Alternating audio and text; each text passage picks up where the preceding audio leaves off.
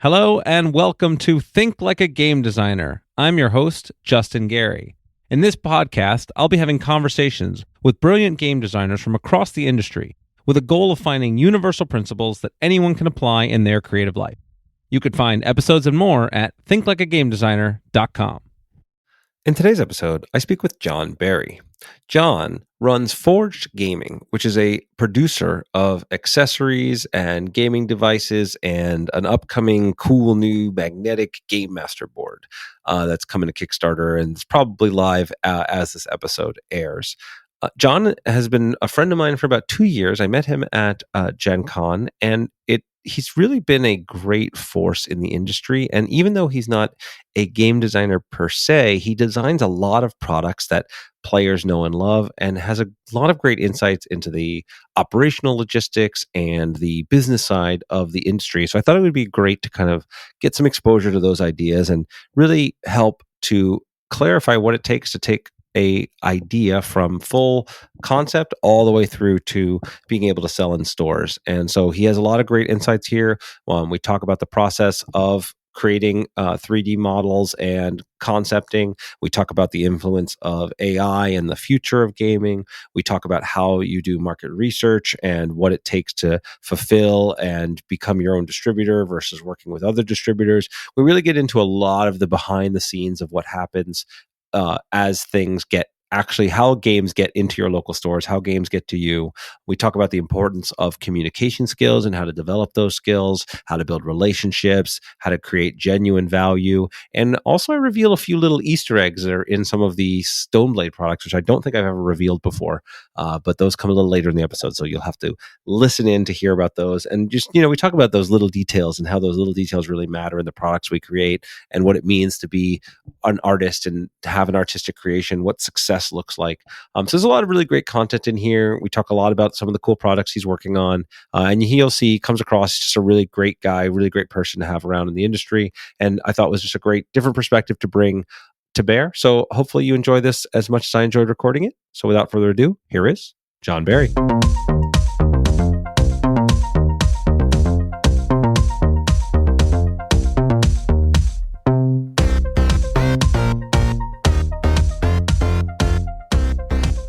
Hello and welcome. I am here with Jon Barry. Jon, it's great to have you on the podcast, my friend. Thanks, Justin. It's great to be here.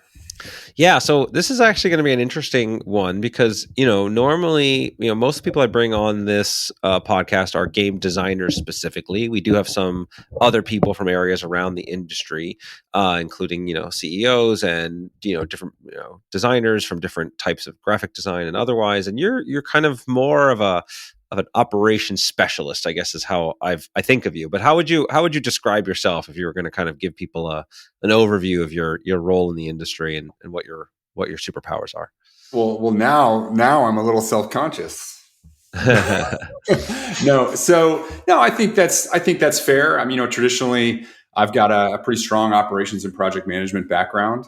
I like to think that I am also a creative, and I do take a pretty active role in a lot of the product development that we do at Forged.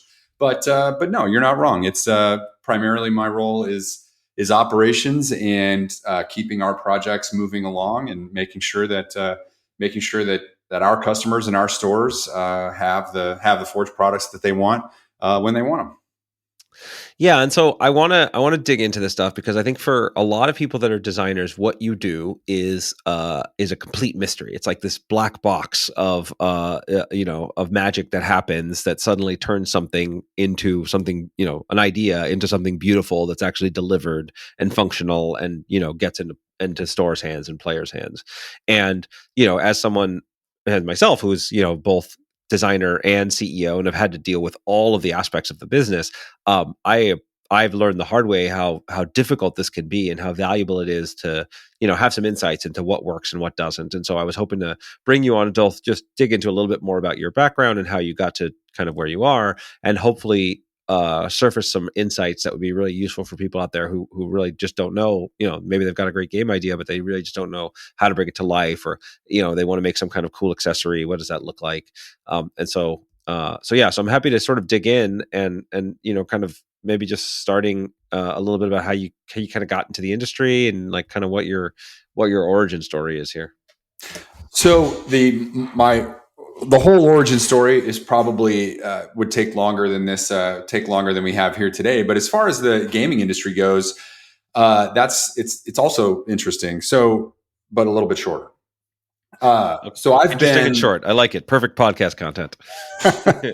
So I, like a lot of folks that you and I know, I've been involved in gaming in one way or another since I was a kid. You know, it started the earliest that I can remember. I grew up watching my stepbrothers play Risk, and got really into anything that they were doing, and that extended into Dungeons and Dragons when they started playing Dungeons and Dragons. And one of the things I remember is going to the bookstore when I was a kid in the mall and seeing the Dragonlance Chronicles books on the shelf, and really attracted to that Larry Elmore art, and that kind of started me down the path that I'm on today.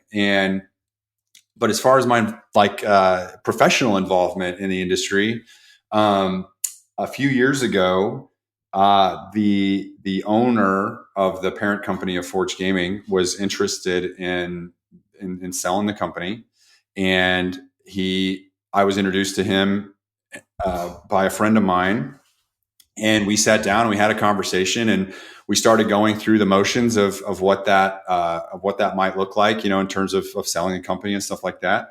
And ultimately, we decided that it wasn't the right time, but I put on my kind of consulting hat, and one of the roles that I have played professionally over the course of the last 20 years is in marketing and marketing project management. And so I put that hat on, and I said, these are the things this is what I think you have, and these are the things that if I were in charge, these are the things that I would do, and that I think would not only increase the value of the company, but put the Forge brand on a path to greater success. And a few months later, he called me up and asked me if I was interested in working with him on kind of executing that plan, and that's kind of the path I've been on for the last 3 years.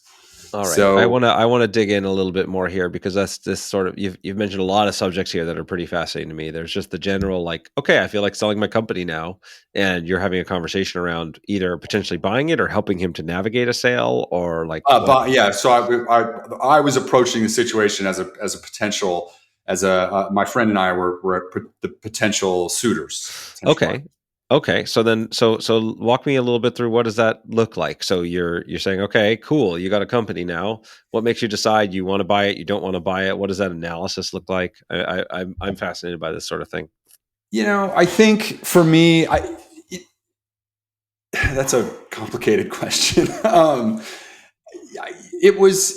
I was at a point, and I guess, you get to a point. I'm always interested in, I've always been interested in kind of being the master of my own destiny to one degree or another. And when my friend and I have always been kind of in tangentially related industries throughout our careers. We, her brother and I are best friends. So we all kind of grew up together in a small town in Missouri, and she and I have been in similar industries and similar roles throughout our careers. And we were just at a point at that period in time where we were talking about, it just came up one day, we should really find something that we could do together as a business. And she said, "Oh yeah, by the way, I have these friends that have an e-commerce business, and they're interested in, they're potentially interested in selling." And that's kind of how that conversation started. And so I think that answers your question. Yeah, I guess I mean, and maybe it's too much detail for this, but when I think about the dollars and cents of approaching it, right? So I've raised money as my company, and I understand the kind of prospects of doing that. There's some amount of the, current financials and things that you're doing. There's some amount of the selling the dream of, what's next, and here's the trajectory we're on. I even was approached by another company to buy my company at one point. Now, 7 or 8 years ago, which I'm almost went very far down that road, and very glad I ended up not selling. But I just sort of coming at this from an outsider, bringing it in. I just think it's really it's kind of intriguing. If it was like, yeah, hey, this is something we want to do, but it's not right because there's something that said this isn't right, and that was the business wasn't on the right trajectory, or you weren't like it wasn't quite the right fit, but it turned out to be the right fit for you to end up running it and making these changes, which sounds very similar to buying it, except less capital exposure, I guess. So I was just Yeah. curious, like what that thought pattern looks like there for you. So at the time, it wasn't that it wasn't a good fit. It wasn't the right time. It turned out to not be the right time for me. It wasn't the right time for my friend, and really a lot of what it came down to was I didn't know anything about e-commerce at that time, and that was the primary function of the parent company, and I just wasn't going to be comfortable, and it wouldn't have been a good, I've got a lot of faith in my ability to get things done, but it wouldn't have been wasn't the responsible decision at that time to try to go out and raise money to do something that I didn't really understand. Does that make sense? Yeah, no, that makes sense. And so then what is it that then changed, or what is it that you either learned or then applied to then be able to make this more in either you brought it more into your wheelhouse or you expanded your wheelhouse? So what were the key lessons there or principles that helped you to actually take this company and grow it? Maybe it's also worth explaining what they do exactly, because we haven't really talked about that yet.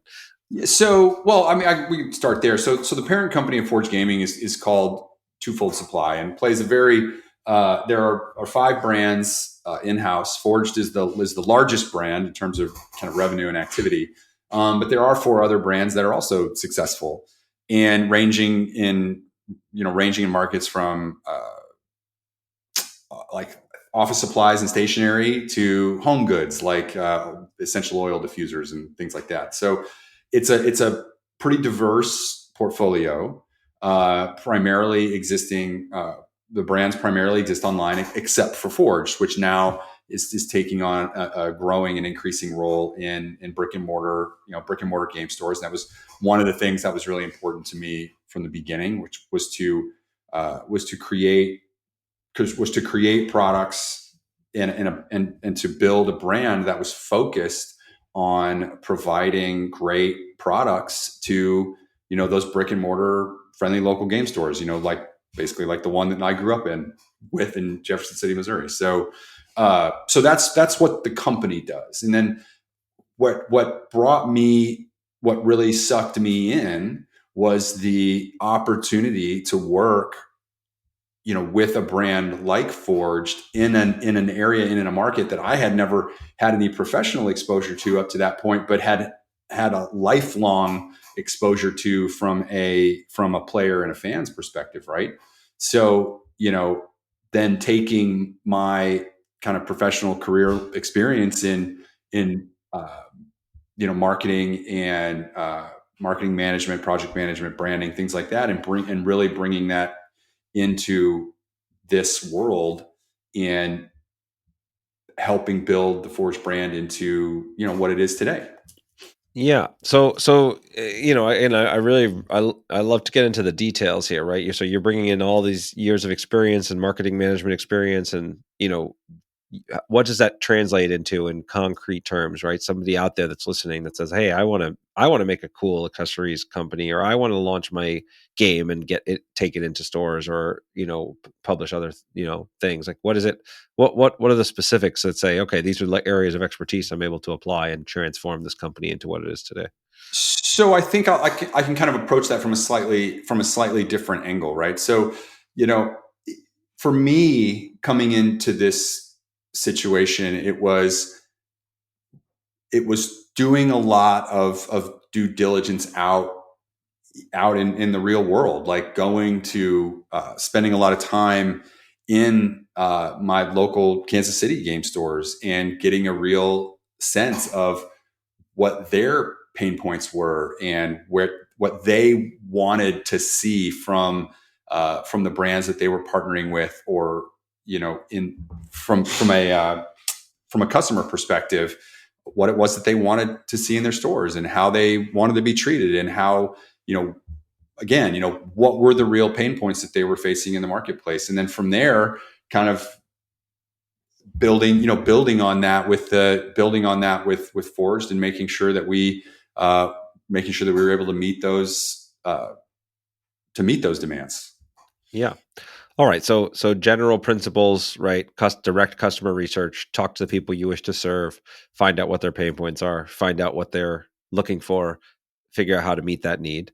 And so then again, just drilling in for specifics, like what were the specific points that they said? What was missing in the marketplace? What are the things that stores are looking for to say, yeah, I'm okay to carry this, whether that, be accessories line or otherwise? What are So I think those are. It's not all that mysterious from what most vendors would, or what most stores would want. But in this case, it was consistent. Things like consistency in both product availability and quality. And then from a quality perspective, stores don't like to have unhappy customers, right? So it's important for those stores to have to present to their customers quality products, especially when you're in a price range.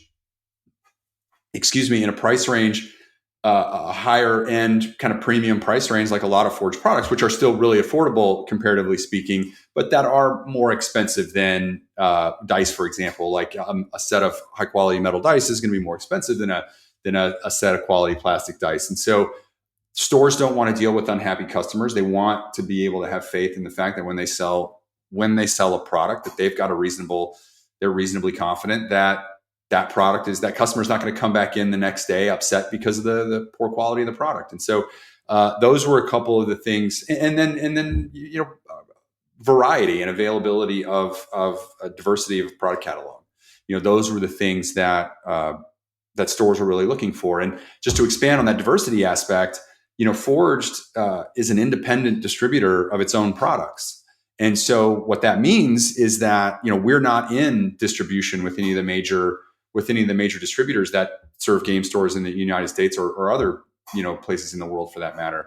And so for a store to work with us, they're going outside of their traditional mass market distributors. And so if they're going to make that effort, it's going to be important to them that it's worthwhile. All right. So I think this is a good opportunity now to zoom back out, because for a lot of people listening, they don't understand the structure about how things actually how do those products that they see on their store shelves actually get to stores? What's the system that goes on behind the scenes here? So I think it's worth maybe highlighting that, what the general path is, maybe how you differentiate from it. Because I think that's like an area where you have a lot of insights for most people. They're just like, oh, well, whatever. I just buy the game when it shows up, or I buy it on Amazon, or I buy it on a store shelf, and that's it. What maybe can give a little insight into like what really is going on behind the scenes here. Sure. And I think that we can dig in at various points. Yeah. So, I think we can start at the, if you're a designer or a developer and you have a product that you have a great idea, and you've vetted that idea and you've tested it, so you've got a new game. You're going to have to not only get that thing manufactured, but that's just the first part of it. That's probably a whole nother show. But once you have that product manufactured, then you're going to need to get it. You're going to need to get it into stores. You're either going to sell it yourself through some type of online, e-commerce store. You're going to sell it to, or on a platform like Amazon, for example, or you're going to work with a big distributor who's going to either, purchase your product outright or come to some other type of arrangement for the distribution and sale of your products. Or you're going to have to create your own distribution network and reach out and build store relationships and sell that product or sell that game directly to stores yourself. So, that is a big part of it's probably not every single way that a product's going to get to market, but that's going to cover, 85-90% of it, I think. So. Yeah. And I think people just don't appreciate how much sort of work and effort is involved in those steps, right? Like, so typically, you'll find a deal with a distributor who can handle a large number of stores, but then they're taking a cut out of that sale and you have to manage that versus your own warehousing and distribution solution, trying to build direct relationships with stores so they carry your product, making sure that, customers are aware of it and going to those stores. Like there's a huge pipeline of things. It takes a lot of effort. And if you're a small brand or small company trying to kind of get going, it's not easy to kind of grow that network, especially when you're doing, kind of direct store to store sales as you guys are doing. You and I met at a Gen Con, was a couple years ago now. Yeah, a couple years ago. And I've noticed you being very present at conventions and hosting events and bringing people in. Has that been one of your primary ways to kind of grow, or are you calling stores up? Are you doing a road show? Like what's your main tools that you use to sort of bring these new customers in and start supporting and growing your network? So there are a lot of it's a little bit of everything that you kind of mentioned. There's I don't know that I have any particular secret formula other than consistency. But a lot of it is it's calling stores and building those direct relationships, and then it's hard work. It's a lot of, it's not just one phone call and then a store signs up and then you're selling them product. It's just a lot of work and a lot of consistent a consistent contact work and following through and making sure that you do what you say you're going to do, and going to conventions surely is part of it. Meeting exciting and interesting people. You and I think we bumped into each other in the lobby of the Hyatt at Gen Con, and just kind of hit it off based on the similarity of our names. That is true. We did just start joking about Justin Gary, Jon Barry becoming friends, and I had Soul Forge and you had Forged Gaming, and exactly. That was it. Instant best friends.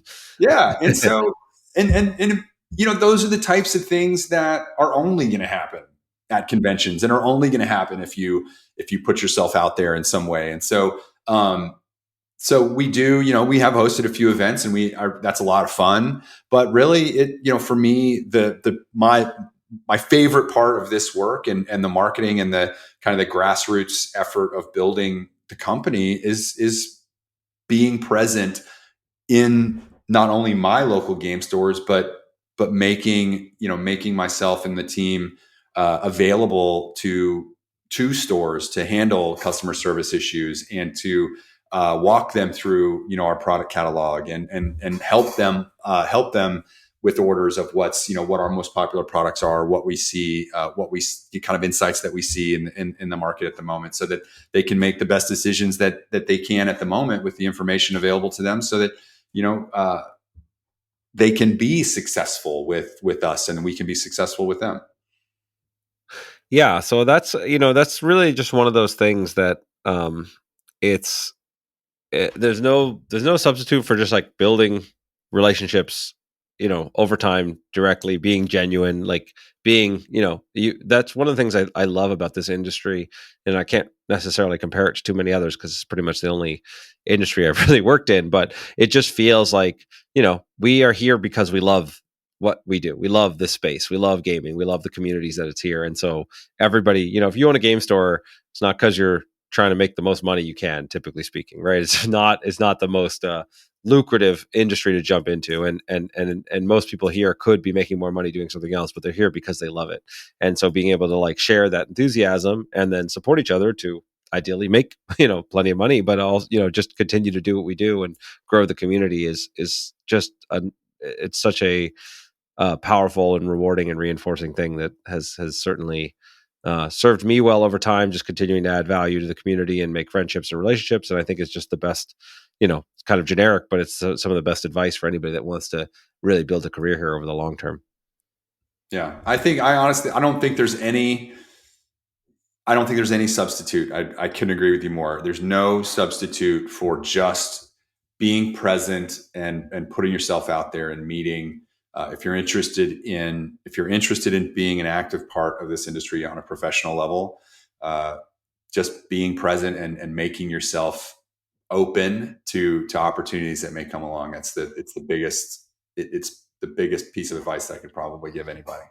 So let's take this, because I got to imagine, you and I are pretty outgoing people. We have no trouble, engaging and being active in a crowd. There are some people who don't feel that way, right? There's some people who feel introverted or shy, or that maybe will have trouble kind of just going out there and putting themselves out there like that. I don't know if you have any advice for those people, or thoughts on if they can still use the same approach, or other ways that they can kind of build up that confidence. Or were you always like this, or did you have to learn this skill, or how do you think about that? No, I've probably always been this way to some degree, and but I was a really awkward kid. There's just no way around that. But I grew up in a pretty vocal, boisterous household where if I wanted to be heard, or if I wanted to be heard, then I had to be loud, because everyone else, if we had a big family dinner, extended family, everyone was talking really loudly and being very passionate about whatever it was they were talking about. So I kind of had exposure to that at a very young age. And obviously I reacted to it the way that I did. And it is kind of one of those things that's made me who I am. And I think that that's certainly not going to be the same for everybody. And so, in this context, if there's somebody out there who maybe isn't as confident, or is a little bit shy, talking to strangers, or putting themselves in situations where they might be around people they don't know. I don't know what to say, other than if you're just a little bit trepidatious, then start small. If it's something that if it's possible for you to do, and you're comfortable just starting small, then say hi to the person at the next retail experience, at the cash register, or whatever it is when you're checking out, or the person that drops off the mail, or the Amazon driver, or somebody that's walking their dog by, just walking by, just start small like that and see how it goes. I think that a lot of, I'm going to sound I don't mean to sound patronizing or anything like that, but I think that the way that people communicate now is a lot different than the way that you and I grew up communicating with our peers. And so, it is not necessary. It's not as necessary for individuals today to have those direct interpersonal interactions like it was for me growing up. And I said, you and we're about the same age. So, kids these days. Yeah, then that's what I'm really trying to avoid. Like the kids these days, statement. But and I'm not saying not good, not bad. It's just different. And so, but people seem to react well and positively, on the whole, at least for me, to those personal and direct interactions. And so for those people out there that may not be as comfortable, or may not have had as much experience, talking to strangers, let's say, in a positive context, I would say just practice and start small and see how it goes. And if it doesn't go well, and you are interested in getting your ideas out there, or your game out there, but you're just not comfortable talking to strangers, a piece of advice that I would give to somebody who just couldn't do it would be to align themselves with a friend, or a confidant, or a trusted third party who can play that role on their behalf. Yeah, I think that's great. I think that's great advice on both fronts, right? Yeah, sometimes, if you're not that, you can't be that kind of front person, role and be the one that's going to do the talking. You could find someone else who can be. But I think it's always, always, always worth it for you to stretch and push to get better at that. There's no single skill that's going to unlock more doors for you than communication, right? The ability to get your ideas across, to share enthusiasm, to connect genuinely with other people. That is the universal superpower. And so I agree with, everything you said. And I think, it's just practicing. I'm in the middle of teaching my Think Like a Game Designer masterclass right now, and we're getting them ready. They're all going to do live pitches to real publishers at the end of the course. And it's a 12-week course. And, designing a game and getting it ready to pitch to real publishers and have a whole thing in 12 weeks is very aggressive. And so people get nervous, right? And it's like, no, listen, you need to practice this. And so every time you talk about your game, work on your elevator pitch. Go tell your mom, tell your friends, like go through, what does it look like? How do you explain the game in 2 minutes? How do you explain the game in 5 minutes? How do you go through these things? And just getting practice over and over and over again is absolutely critical for being able to get better at it, because it's not a skill that everybody has. It's not a skill that people are born with. It's a skill that you get better at the more you do it. And if you are lucky enough to have a loud family that is doing the, forcing you to be loud and practice early, then no problem. If you don't have that, then you get to have that practice later on in life, and it's super critical. So I think it's a really valuable skill. It's something that came across to me as, you're particularly good at. And I think is if you're going to, try to start your own business and sell your own stuff, it's a non-negotiable skill. Yeah. And one of the things that I think you kind of alluded to this, one of the things that I like to kind of say is I want to continuously challenge myself, and I have tried very hard to be comfortable with being uncomfortable in putting myself in situations that are challenging in a lot of different ways. And I think that, I think it's just really important. All right. So I wanted to also talk, I know you've got a good new project coming up that you were pretty excited about. I'd love to get into some details about that. And maybe I think we're shifting over to crowdfunding and kind of the decision-making process around that. Sure. So yeah, and thanks for the opportunity to talk about it. So we've been working for the last more than a year, I guess now at this point, on a very unique Game Master screen project with a few of our industry friends, and we launched that project here in at the end of actually 9 days from now, I think. So I'm not sure when this is going to air. Yeah, this recording won't air exactly the right time. So very soon, probably a lot. It'll probably be live when the time this thing goes. Yeah. So very soon, we're launching very soon. And it has been a very interesting exercise. We have never crowdfunded any of our products before or any of our projects. So this is a first for us. Fortunately, we've partnered with some folks who do have some experience with crowdfunding, but really even beyond that, this has just been a very interesting experience, and just the different product development process for this crowdfunding exercise versus what we would normally do. And so we're really excited. The project we've gotten a great response. We're really ramping up. We're ramping up well, and I just can't wait. I can't wait for it to hit the market and see how people really react. So okay, talk to me a little bit more about this product. I know what a Game Master screen is, kind of. Maybe some people in the audience don't. What is it? What is a Game Master screen, and what makes this different? Why is this special? So a Game Master screen, primarily used in tabletop role-playing games. For the game master, the individual that's responsible for running the game and organizing the game, allows them to. It's basically a physical barrier between that individual and the players of the game around the table. But what it really, rather than being a physical barrier, what it really is allows the game master to organize information that the rest of the players may not necessarily need to see for the sake of the game. And so to allow the game master to more efficiently, run the game without having to take breaks to look up, information in books or online or things like that. So, all right, piece of cardboard with printing on it. Cool. Now, in its most basic and rudimentary form, yes. That's okay. Most of what I make is pieces of cardboard with printing on it. So it's pretty much my whole career. So don't worry. Okay. So why is yours special? So what we've done is when we set out to do this project, what I wanted to do, and what we all agreed on, was we wanted to make the Game Master screen that all of us would want. What is it that's missing from other, similar products on the market? And there are several.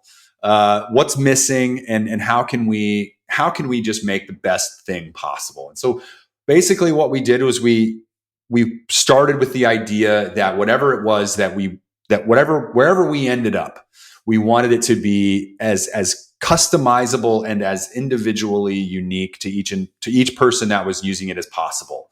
And that's kind of the basis. That's where we started. That was kind of our mission. And we landed on a basically fully magnetic screen system that is metal panels and wrapped in leather. It looks amazing. It's not super heavy. It packs down relatively small, and we'll have many different fully customizable elements from wet erase magnets that can be used for tables, all the way up to initiative trackers and other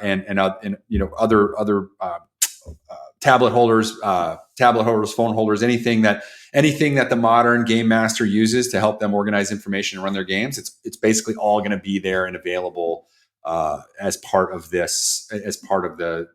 system associated with the screen. Is there a plugin for my AI game master to run things for me? So yeah, as long as you can run that out of your tablet or mobile phone, yes. Yes, that's amazing. We're not selling. We aren't selling the technology though. Sorry. Yeah. No, I just the world's evolving very rapidly right now. But all right, that sounds super cool. Sounds like a definitely an interesting innovation on the model. Well pitched.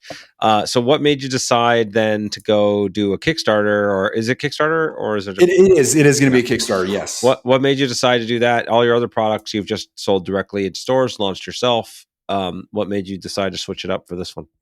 It was a long debate, and where we landed was, what Kickstarter or a crowdfunding platform, at least in our case, it provided us with the option to engage with our audience before the product was completely finished. So right now, I would say that what we're going to Kickstarter with is an 85 to 90% product.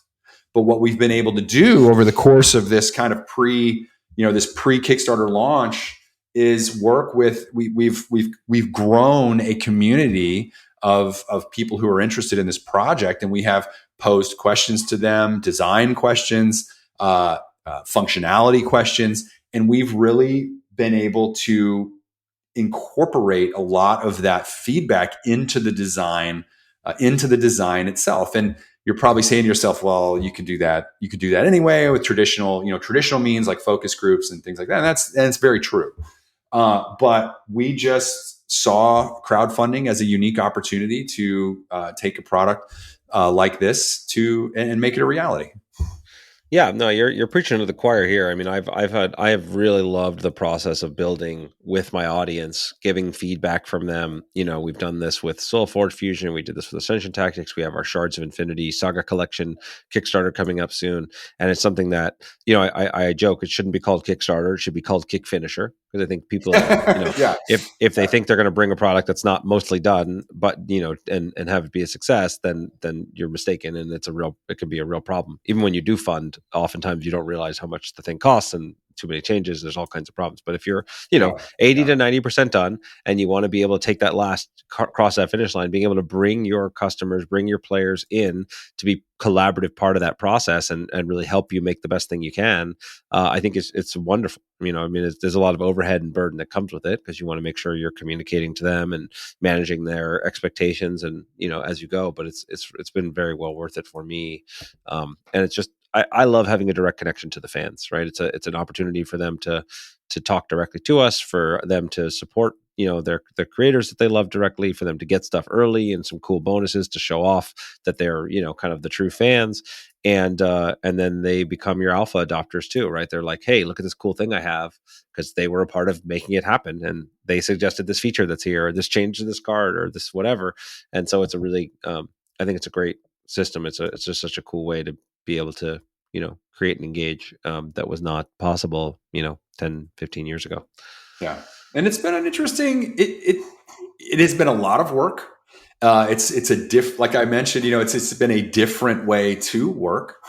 But it's been a lot of fun, and we're coming to the end of we're getting to the part where, I'm starting to, as a marketing and operations guy, I'm getting a little nervous. Have we done enough? Is Is it going to be, are people going to react when it really comes down to it? Are they going to react as positively as we hope, and as we, all the indicators are telling us that they will? It's a very it's just been a nerve-wracking process, but very unique and very interesting. So. Oh yeah, no, I mean, I've done, I don't know, I've lost count now, maybe half a dozen Kickstarters I've been involved in and raised probably $2 million worth. And I still, every time, it's always like nerve wracking. Did I do everything right? Is this communicated clearly? Are we on the right track? Should we change something? It's just, there's no there's no escaping the pre-launch jitters. So you're in good company. Don't worry. Good deal. Yeah, it's exciting. All right, so if anybody that's listening now is super excited and wants to go check out the Kickstarter, which will most likely be live now by the time this launches, where should they go? How should they find it? It is theultimategamemaster.com. Theultimategamemaster.com. That's a good URL. I like it. Yeah. So so theultimategamemaster.com, that'll get you connected to both the development group as well as the Kickstarter once it's live. Cool. All right, cool. So now we've gone through your past. We've talked about the present. What do you see as the future? What do you think as the industry is evolving a lot. We kind of half joked a little bit about AI game masters, and technology is evolving very quickly. The tabletop gaming space and accessory space is it's certainly been growing, but by another measure, it's gotten pretty crowded. Where do you see, the industry growing? What things are you excited about in the future? What things are you afraid of in the future? What's the future look like from your angle in the industry?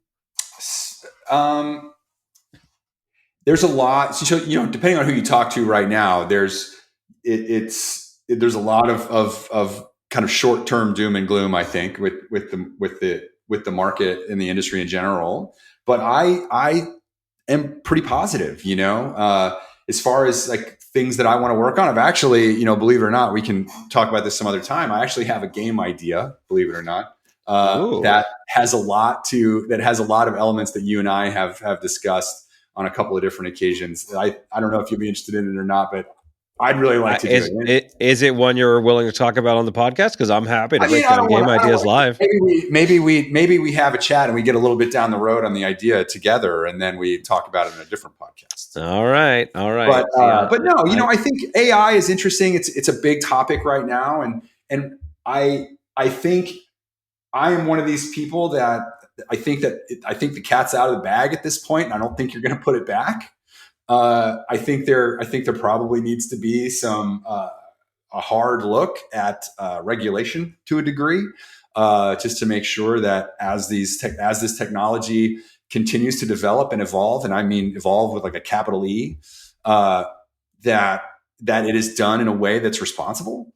But I think it's here, and I don't think it's going anywhere. So I think rather than fight against it and fight against the use, the incorporation of this technology into our lives, I think, I am of the opinion that we should embrace it responsibly, again with a capital R, and take advantage of the opportunities that a technology like AI brings to the table. I think there are a lot of different ways that it can be used in gaming in a positive way.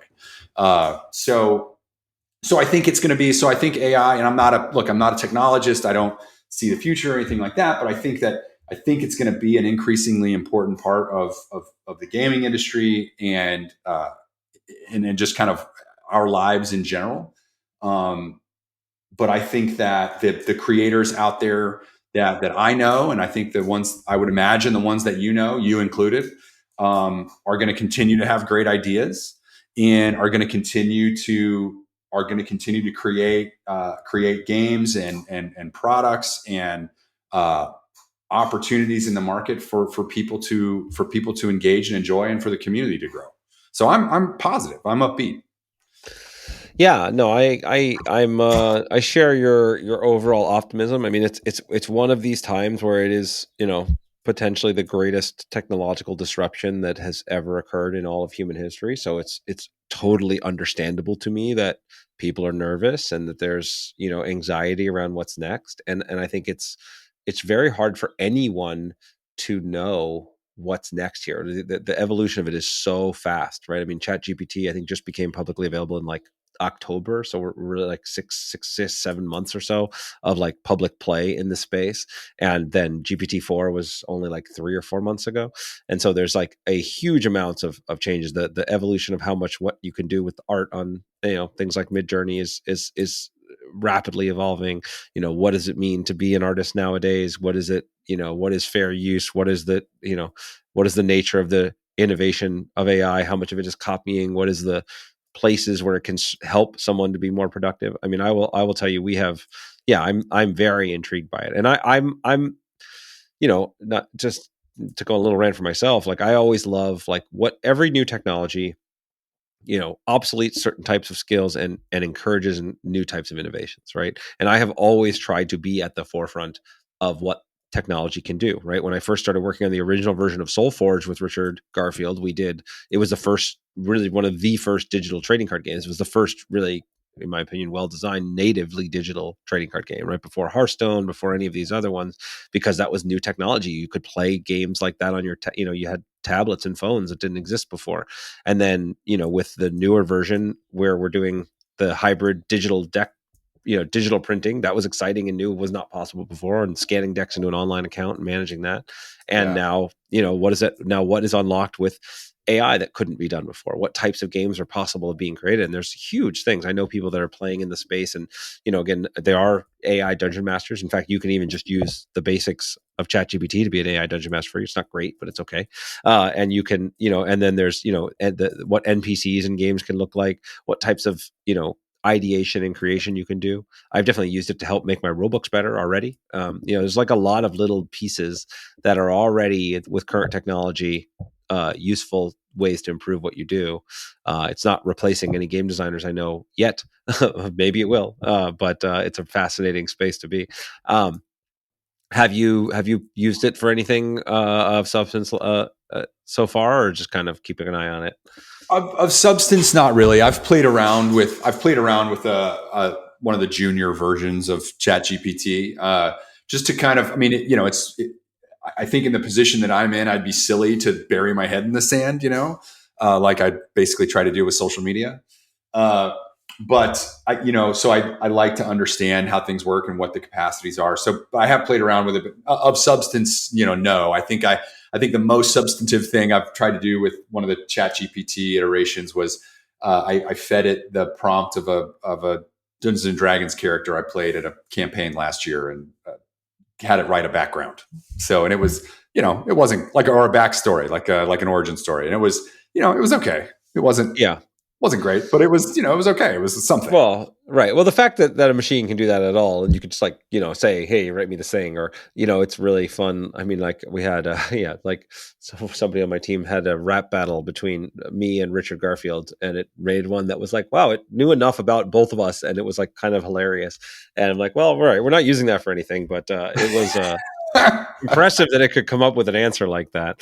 Or we do every one of our SoulForge fusion cards, because they all show up in 3 levels. All of our flavor text is haikus, so with like one line on each of the levels of the 3 cards. And so we wrote all of those ourselves at the beginning, but now it's like, well, okay, this, it's really good at making cool, poems, haikus, these kinds of things in a way that's like, in 30 seconds, it can generate you, 50 of these. So it's like a really interesting thing. Maybe you won't use them exactly, but they give you great starting points. Like I find ideation is really helpful by just having a bunch of ideas. Even bad ideas are actually helpful when you ideate. A lot of research on this. What's really embarrassing for me is I've probably played close to 20 games of SoulForge Fusion, and I never noticed that. Yeah, that's okay. It's not. It's actually one of the interesting dilemmas. I often advise other people about this, but if you innovate too much, you lose people, right? And so SoulForge Fusion has so many little innovations going on that like nobody knows. So, there's that piece. There's the fact that every single card is numbered. It tells you how many times that card was printed, when that card was printed. So you have like lots of little hidden number 1s in the bottom corner of every card. You have all kinds of like little interesting things that are, cool, and I like them, but most people don't know about them yet. So how many haikus did you have to write when you originally? Oh man, like hundreds. I mean, it was a lot. We actually, it was a lot of haikus, and I give a lot of credit to George Rockwell, who's our creative director, who wrote the vast majority of them. But also, we did in our Stoneblade Discord, we ran contests, and so we'd post the image of the card and kind of a little bit about what it does, and we'd have people do haiku contests, and it was awesome. So we have a lot of them were written actually by fans, by players. That's great. And so we do that every set. We have a couple of them that are posted to the fans. So it's really entertaining part of the process. I find having restrictions for these things is really just helpful in general. Like any kind of creating some structure around what you do is really, really valuable. That's cool. We had another cool Easter egg. I don't think I've actually ever spoiled this Easter egg, but we did for every one of our games for the first several releases, we used the same letters for the set names, for the expansion set names. We use the same like acronyms, and just because making set names is just hard, and so we just did the same. We did the same thing. So it was like, we have like a Return of the Fallen. It was the first expansion for Ascension, and Relics of the Future is the first expansion for Shards of Infinity, and and the first expansion for Soulforge was Rise of the Forgeborn. And so just like, you know what? Let's give ourselves a little extra challenge. And so we created this little Easter egg that, again, I don't think I've ever actually revealed until this very moment.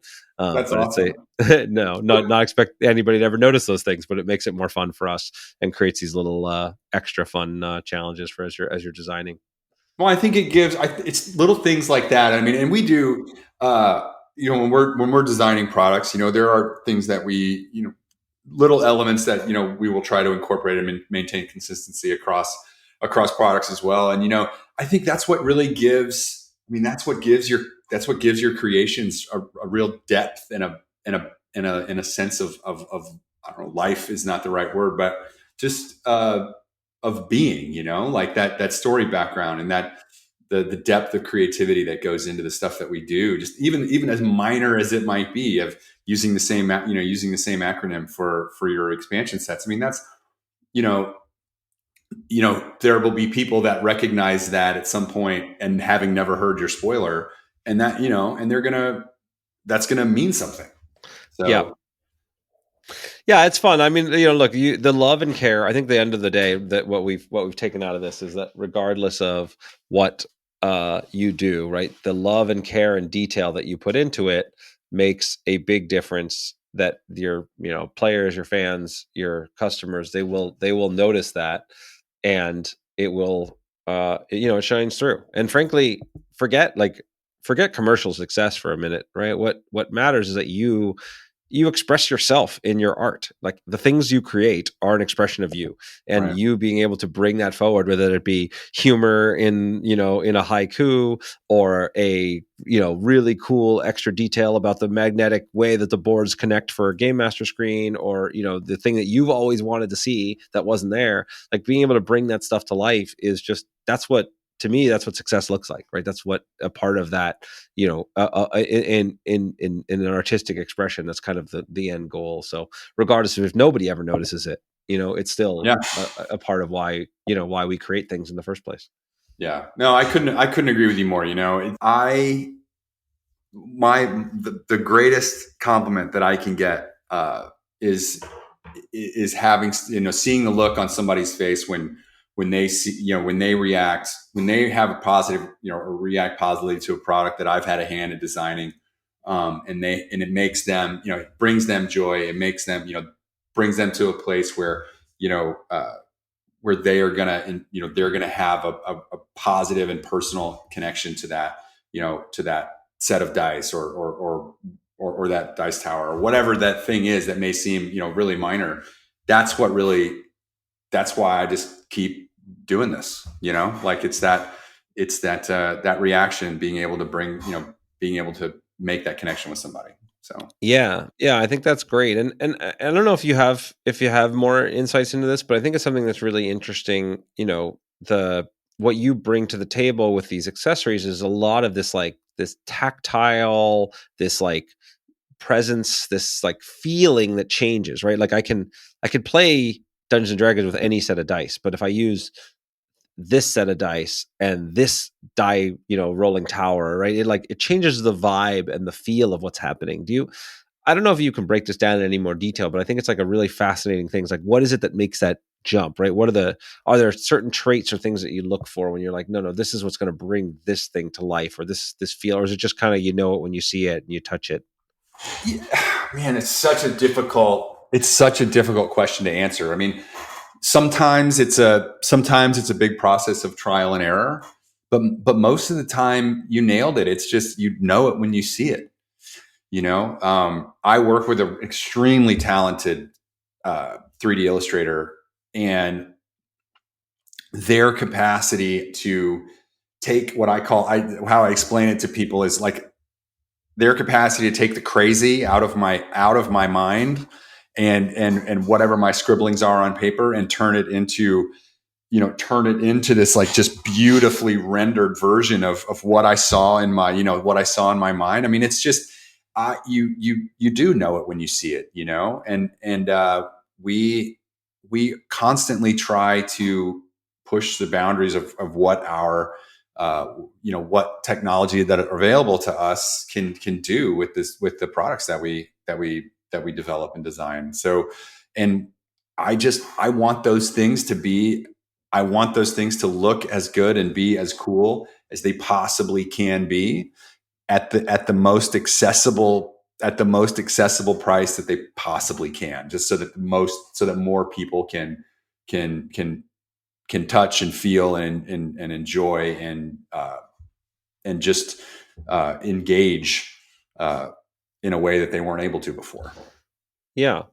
Yeah. And so that process, as you kind of outlined it, is sort of like you'll have an idea, you'll describe that idea, you have a 3D designer that'll kind of draw it up, mock it up for you. You'll maybe go back and forth with them till you get something that mirrors what you're looking for. Then you'd go to a factory to quote it out and see what it would look like, and then maybe get a prototype done. Or is that the general flow for you typically? That's pretty close. Typically how we do, I mean, there's a couple of little nuanced differences there, but I mean, So for one of the three-dimensional, like hand painted resin pieces that we make, we'll have an idea. Our artist will sketch it out.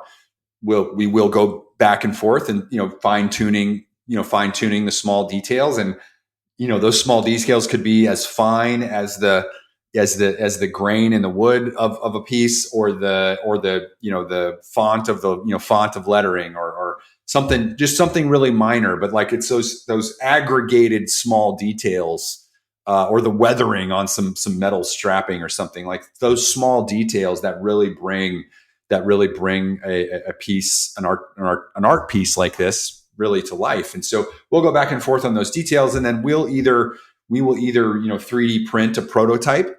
If it's a dice tower, for example, like we'll make sure that it functions the way that it needs to function. And then once we're happy with the prototype, then we'll send it to mold, and we'll have the mold made, and then we'll have a test print. We'll have a test product made from the mold. We'll make sure that it works, and then we'll have we have some painters that are in-house that are really good at what they do, and we'll have them finalize the painting scheme, and then we'll take photos of that, and we'll send that to the factory. We'll make sure that everybody agrees, and that's kind of it. And then once we're there, it's ready to go. And then there's other stuff too. There's packaging, there's UPCs, there's making sure that the box is the right size, and that the padding in the box is appropriate for the product inside, so that it passes the 3-foot drop test, stuff, all that stuff happens as well. So, but yeah, we probably, like you said, we probably need a whole other episode to really dive into the whole manufacturing process. Opened a bigger door. Didn't mean no. It's. I mean, I am also fascinated by that stuff, but yeah, I agree. I don't think we have time today for that. But I think it's it's really key to just to give a highlight of all the stuff that goes into it, designing products well. Going through the totality of idea into stores. And so I think we covered a lot of that here. So I appreciate you coming on and sharing that, because I think a lot of people just don't have that insight. So it's been a lot of fun. I appreciate it. Yeah. So we've already talked a little bit about how they can get access to the Kickstarter, but what are the best ways for them to find you, find your stuff, if they want to follow up and see all these So beautiful things you're creating? We're pretty easy to find. We're forgedgaming.com. So FORGED gaming.com. And then if you're interested in some pretty pictures of dice or dice towers, you can find us on Instagram at Forged Dice. Awesome. All right, man. Well, this has been a pleasure, and I am sure that we will get to share more stories together at a convention soon. And good luck with the campaign. Hey, thanks, Justin. It's great talking to you. I appreciate it. Thank you so much for listening. I hope you enjoyed today's podcast. If you want to support the podcast, please rate, comment, and share on your favorite podcast platforms, such as iTunes, Stitcher, or whatever device you're listening on. Listener reviews and shares make a huge difference and help us grow this community and will allow me to bring more amazing guests and insights to you. I've taken the insights from these interviews, along with my 20 years of experience in the game industry, and compressed it all into a book with the same title as this podcast, Think Like a Game Designer. In it, I give step-by-step instructions on how to apply the lessons from these great designers and bring your own games to life. If you think you might be interested, you can check out the book at thinklikeagamedesigner.com or wherever fine books are sold.